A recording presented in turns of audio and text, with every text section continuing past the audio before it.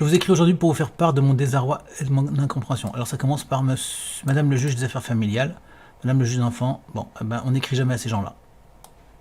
Déjà, jamais, jamais, jamais.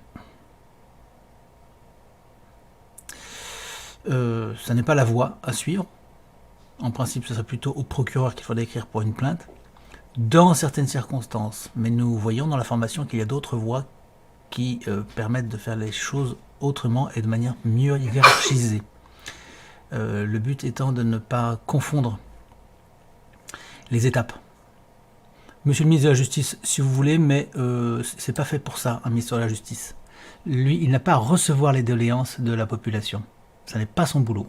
Moi, si j'ai un jour un ministre de la Justice, je dirai aux gens, vous n'écrivez pas au ministre de la Justice. Il n'a pas à vous répondre. Il n'a pas à s'occuper de vous. Il doit s'occuper de faire en sorte que ces juges soient des gens honnêtes, bien formés, etc. Qu'il y ait suffisamment de moyens, ou pas forcément financiers d'ailleurs, même plutôt moins, pour que la justice soit exécutée correctement, etc. C'est pas son travail de recevoir des doléances de la part des gens. À qui vous adressez-vous? Alors, soit vous adressez directement au président de la République, ce que vous avez le droit de faire, mais ce faisant, vous reconnaissez ainsi qu'il est le maître, d'une quelconque manière, vous vous adresseriez à lui ainsi comme étant le seigneur de jadis.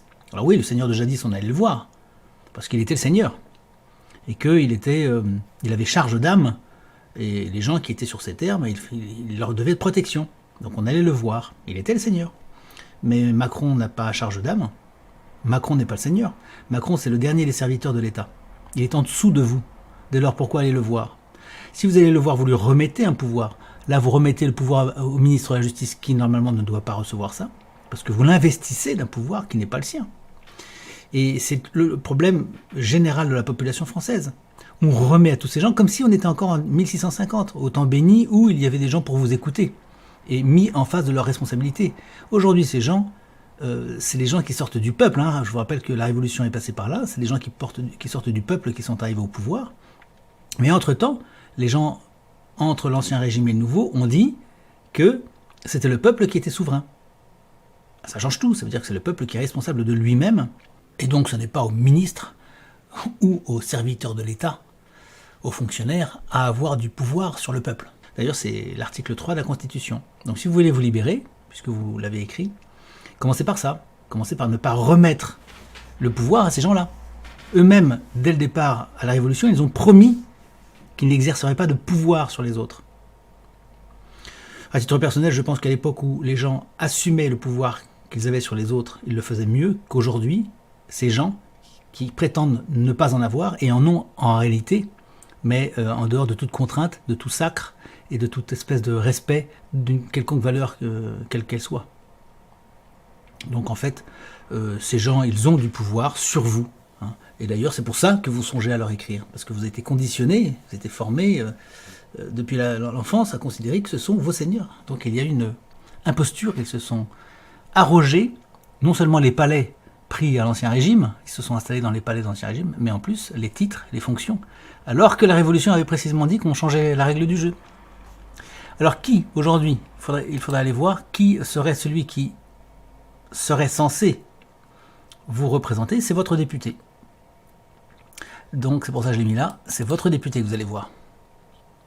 Vous lui amenez un dossier suffisamment sérieux, et lui, il est censé faire quelque chose. Alors ne vous faites pas grande illusion, puisque le Parlement, c'est une des impostures de la République.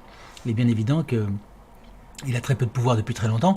Jadis, il y a encore 50 ans, ou 40 ans, ou 30 ans, dans les années encore 80-90, alors que sévissait la révolution culturelle amenée par Mitterrand et ses amis, il y avait encore ici ou là des députés qui défendaient la population et s'enquéraient auprès du ministère, et par exemple du ministre, en disant monsieur, en gros, monsieur le ministre, je vous mets en demeure de m'expliquer ce qui se passe vis-à-vis du citoyen untel qui a été apparemment mal jugé.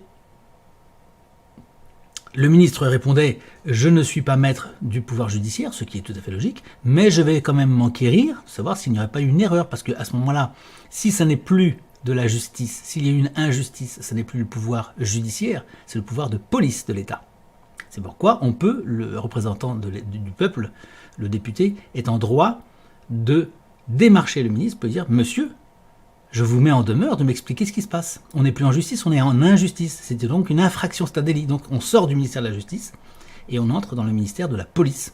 Si vous ne faites pas ce qu'il faut, eh bien je requerrai le ministre de l'Intérieur pour diligenter une enquête au sujet de cette dame qui s'est fait placer son enfant ou qui a subi tel outrage, etc. Vous voyez la logique?